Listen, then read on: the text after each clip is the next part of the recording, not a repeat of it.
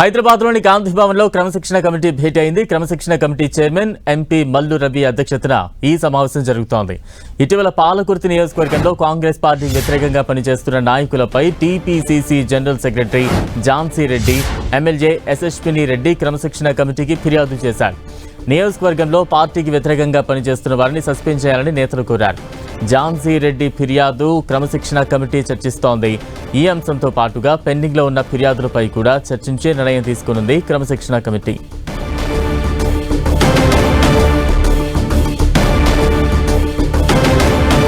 క్రమశిక్షణ కమిటీ భేటీపై మరింత అప్డేట్స్ అందించేందుకు ప్రతినిధి ప్రతాప్ సిద్ధంగా ఉన్న. ప్రతాప్, బలరాం, చాలా కాలం తర్వాత టీపీసీసీ క్రమశిక్షణ కమిటీ భేటీ అయిందని చెప్పుకోవచ్చు. ఈ మధ్య కాలంలో కొన్ని వరుసగా కంప్లైంట్ వస్తున్న నేపథ్యంలో వాటికి సంబంధించి కూడా అన్నిటిపైన కూడా డిస్కషన్ చేసి ఒక నిర్ణయం తీసుకోవాలని చెప్పేసి క్రమశిక్షణ కమిటీ చైర్మన్ మల్లు రవి అధ్యక్షతన కమిటీ భేటీ కావడం జరిగింది గాంధీ భవన్ లో. అయితే దీనికి సంబంధించి చూసినట్లయితే ప్రధానంగా పాలకుర్తి నియోజకవర్గానికి సంబంధించిన ఇష్యూస్ పైన ఫోకస్ పెట్టడం జరిగింది. పాలకుర్తి నియోజకవర్గంలో చూసినట్లయితే గతంలో కూడా మనం చూడవచ్చు, సర్పంచ్ ఎన్నికలప్పటి నుంచి కూడా అక్కడ కాస్త డిస్టర్బెన్స్ అయితే నడుస్తుందని చెప్పుకోవచ్చు. ముఖ్యంగా అక్కడ ఎమ్మెల్యే యశస్విని వాళ్ళ అత్త ఝాన్సీ రెడ్డికి సంబంధించి వారికి ఆ వర్గానికి వ్యతిరేకంగా మరో వర్గం అక్కడ కాస్త కంప్లైంట్లు చేస్తున్న పరిస్థితి. కాంగ్రెస్ పార్టీలోని ఇంటర్నల్ ఇష్యూస్ చాలా తీవ్రంగా కొనసాగుతున్న పరిస్థితి అయితే ఉంది. సర్పంచ్ ఎన్నికల్లో కూడా కాంగ్రెస్ పార్టీకి కాస్త డ్యామేజ్ చేసిన అంశం కూడా ఉంది. మున్సిపల్ ఎన్నికల్లో కూడా సేమ్ సిచ్యువేషన్. ఇలాంటి పరిస్థితుల నేపథ్యంలో అక్కడ ఖచ్చితంగా క్రమశిక్షణ చర్యలు తీసుకోవాలి. ఆ పార్టీకి వ్యతిరేకంగా ఎవరైతే